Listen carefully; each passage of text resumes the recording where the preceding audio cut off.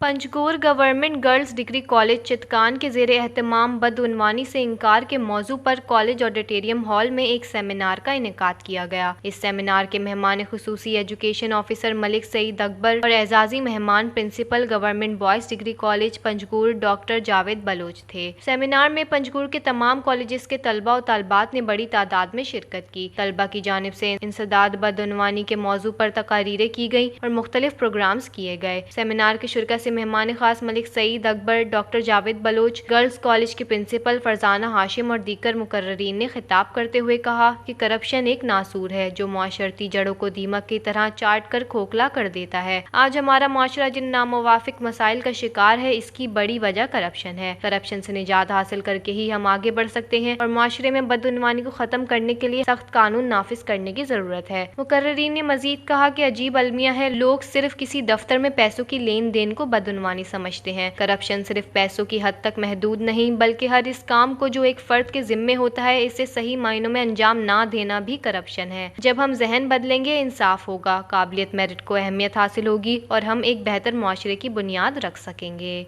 वश न्यूज़, पंजगोर, बलोचिस्तान।